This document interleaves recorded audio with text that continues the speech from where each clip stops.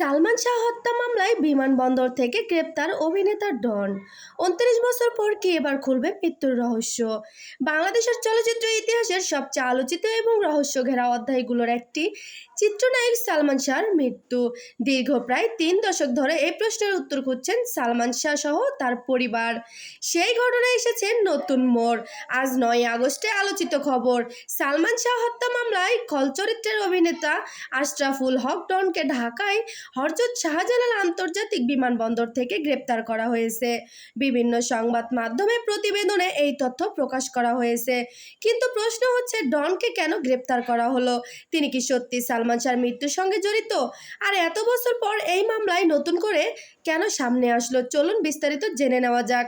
১৯৯৬ সালের ৬ সেপ্টেম্বর বাংলাদেশের চলচ্চিত্র জগতের জনপ্রিয় তারকা সালমান শাহকে ঢাকায় এক বাসায় মৃত অবস্থায় পাওয়া যায়।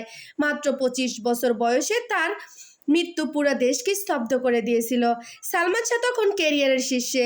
অল্প সময়ের চলচ্চিত্র জীবনে তিনি দর্শকদের কাছে এমন জনপ্রিয়তা অর্জন করেছিল যা আজও তাকে বাংলাদেশের অন্যতম আইকনিক চলচ্চিত্র তারকা হিসেবে প্রতিষ্ঠিত করে রেখেছে।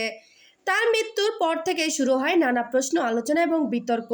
এটি কি আত্মহত্যা ছিল নাকি পরিকল্পিত হত্যা?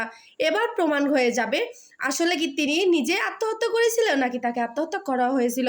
বন্ধুরা, ভিডিওটি কেমন লাগলো? ভালো লাগলে লাইক, শেয়ার, সাবস্ক্রাইব